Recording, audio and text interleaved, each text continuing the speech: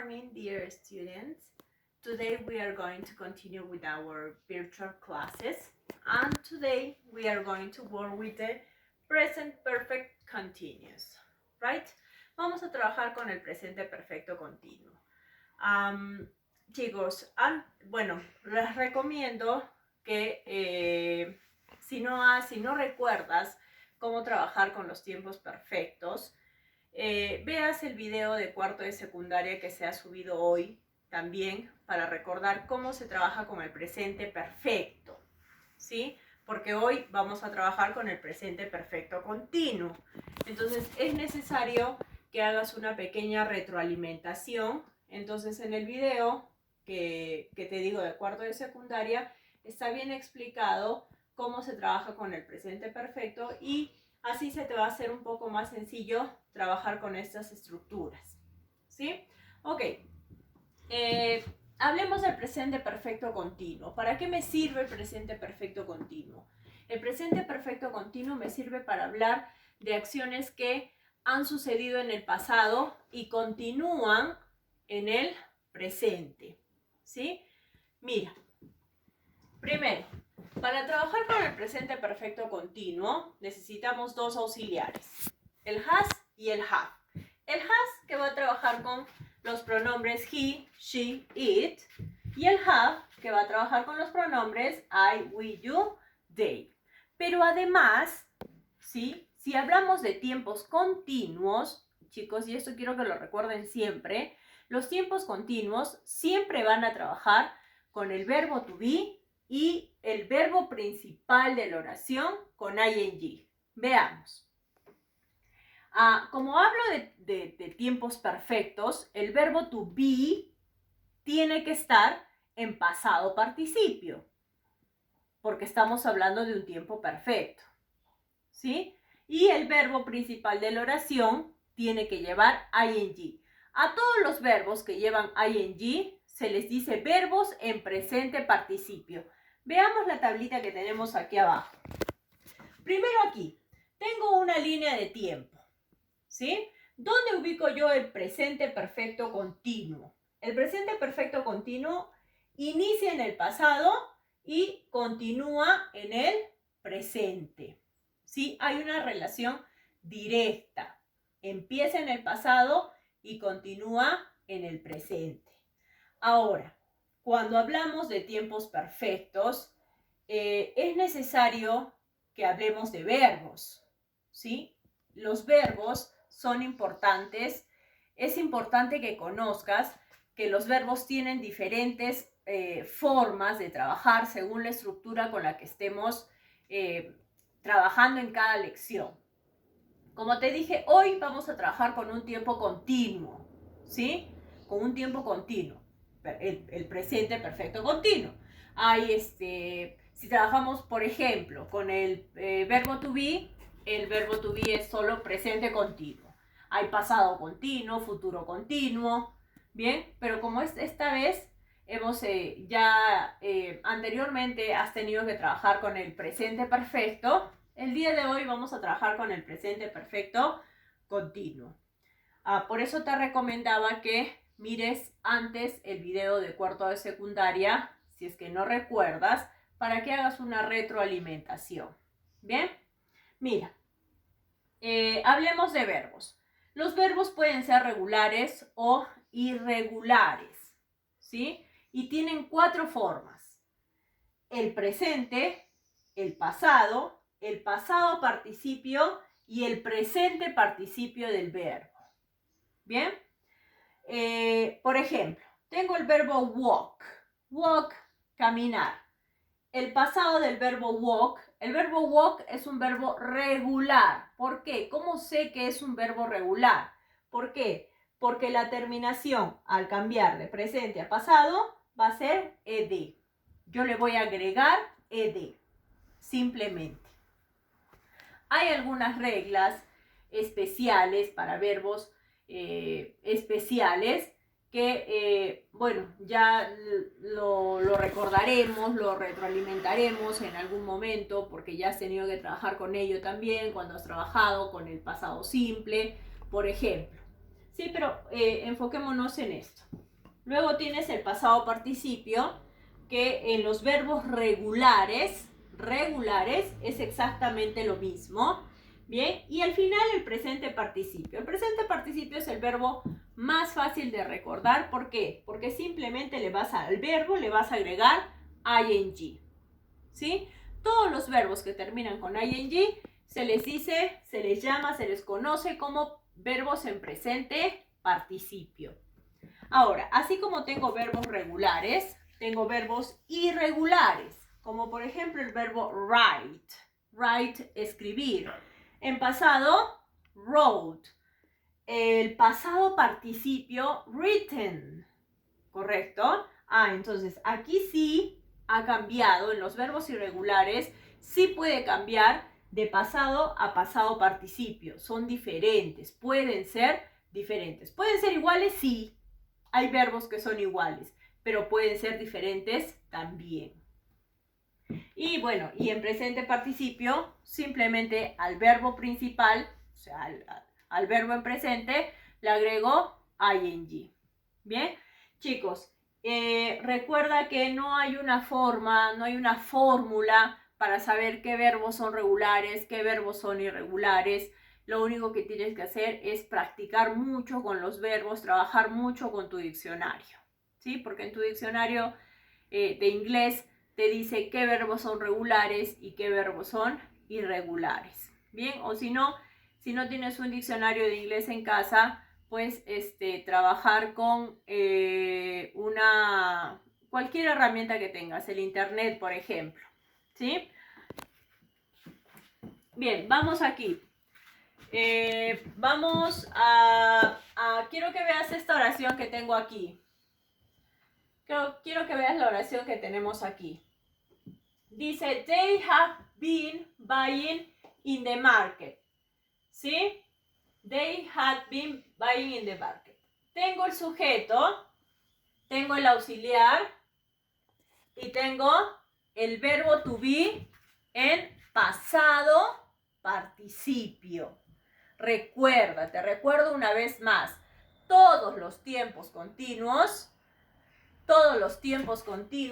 van a trabajar con el verbo to be y el verbo principal con ing. ¿Listo? Bien, tengo they have been buying in the supermarket. Ellos han estado comprando en el supermercado. Bien, o sea, todo este tiempo, desde el pasado hasta el presente, ellos han estado comprando en el supermercado.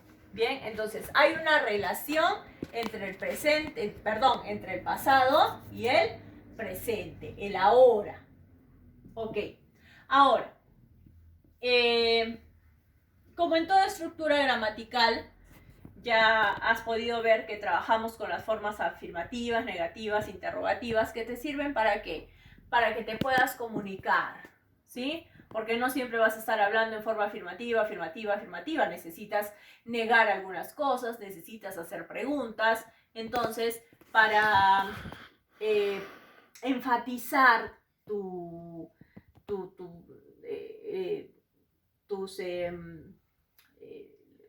actividad comunicativa, por decirlo de alguna manera, vamos a ver cómo se trabaja correctamente la estructura de cada una de estas formas, afirmativa, negativa e interrogativa. Bien, veamos la forma afirmativa. Tengo aquí, ¿cómo hago yo una oración afirmativa? Una oración afirmativa tiene que tener un sujeto, el auxiliar, que puede ser has o have, dependiendo del sujeto con el que trabajes, el verbo been, que recuerda, es el verbo to be, pero en pasado participio, ¿sí? ¿Por qué? Porque estoy trabajando en tiempo perfecto. Y el verbo principal de la oración, en presente participio, ¿cuál es? ¿Cuál es, chicos? El que acaba en ing, ¿verdad? Y bueno, y un complemento que me ayuda a darle forma a mi oración. Veamos algunos ejemplos. Dice, a ver, chicos, disculpen, aquí me he comido una palabrita.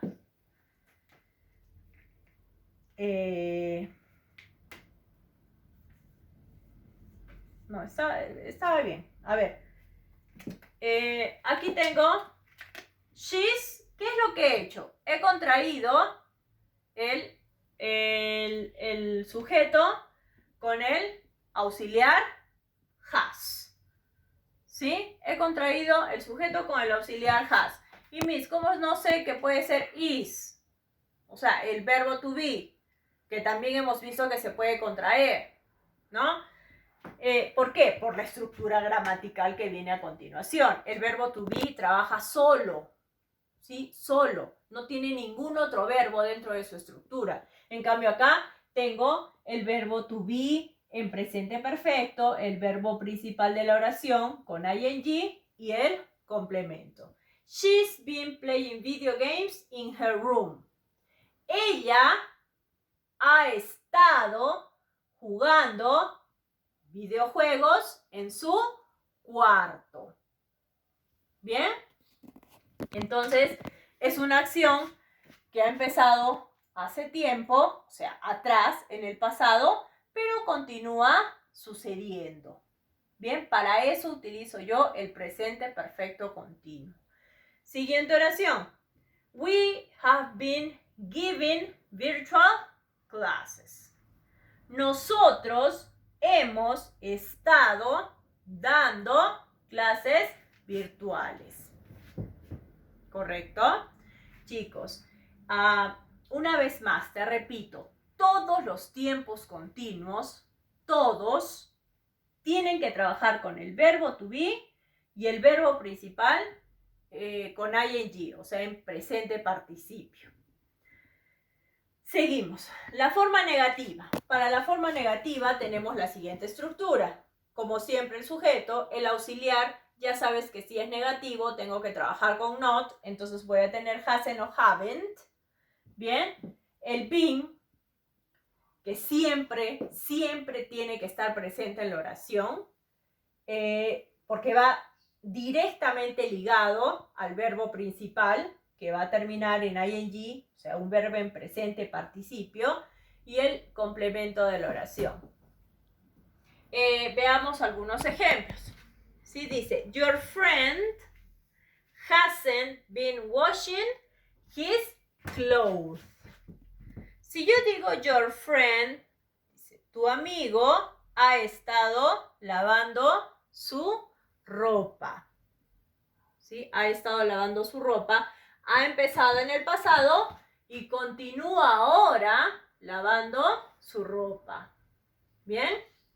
Entonces, relación pasado, presente, presente perfecto, continuo. ¿Bien? Acciones que siguen sucediendo. Siguiente oración. You've, recuerda que puedo hacer contracciones. Puedo contraer no solamente el auxiliar con la negación, sino que también puedo contraer el sujeto con el auxiliar, separarlo del not y hacer mi oración. Por ejemplo, you've not been doing the math homework. O sea, tú no has estado haciendo la tarea de matemáticas. ¿Correcto? Bien, eso es en cuanto a la forma negativa. Veamos la forma interrogativa. Como siempre te he dicho, todas las formas interrogativas tienen en su estructura gramatical al auxiliar al inicio de la oración. Todas las formas interrogativas de cualquier estructura gramatical. En este caso no es la excepción.